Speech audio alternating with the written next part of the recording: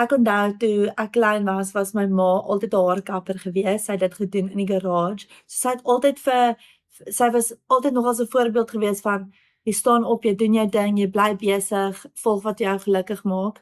So ek het groot geword met dit en toe in 2008 het ons Mosselbaai toe getrek. Toe het my ma klaar 'n bietjie begin verf. My ouma is ook baie kunstig, so ek dink dis maar net iets wat in die familie is. Ja, so my ma het toe begin verf en ek meen ek is mal oor haar kind, sy verf verskriklik mooi en ek dink haar kind dra ook 'n boodskap.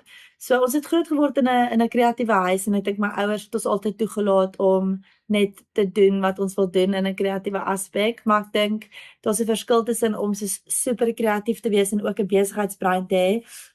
Ja, kom uit 'n familie uit wat hulle eie besigheid het. Dit het verander in 'n baie suksesvolle galery. Die galery is in Mosselbaai en my ma verf nog steeds. Sy is my held want sy het ons familie gedra vir 'n baie lang tyd, in moeilike tye ook en vir ons gewys wat dit beteken om 'n suksesvolle besigheid te hê.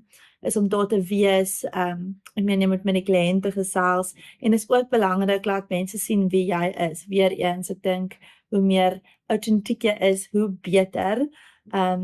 Ja, so ek sou sê my ma is my held want sy was nog altyd baie supportive gewees en altyd agter my gestaan as ek enigiets wil aanpak. So ek dink definitief die klein bietjie sukses wat ek bereik het is definitief as gevolg van my ouers, ja, en my ma. Definitief my ma want sy is soos my grootste fan.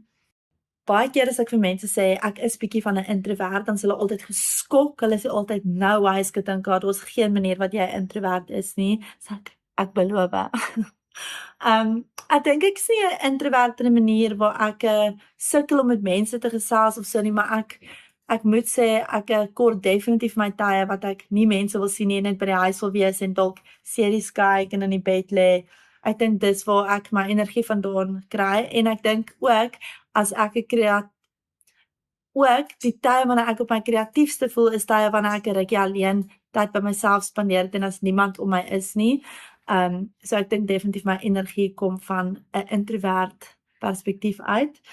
Ek sou sê my geheime wapen is om jou boundaries te ken, gaan recharge soos wat jy moet en gaan vat die lewe aan. Ek dink vir my in die industrie waarna ek is, moet ek baie keer te doen hê met mense. So dit is definitief belangrik om mensfiks te raak, bly gesels, bly doen, bly vra. Ek sou sê dit is die beste beste wat jy kan doen en ook weet wie jy is en waarvoor jy staan. Ek dink dit maak dat jou energie nie so baie gedrain word met die verkeerde mense dan as jy weet wie jy is, waarvoor jy staan. Dan skep mens nogals ruimte vir goeie gesprekke om plaas te vind wat jy nie uit gaan bid nie.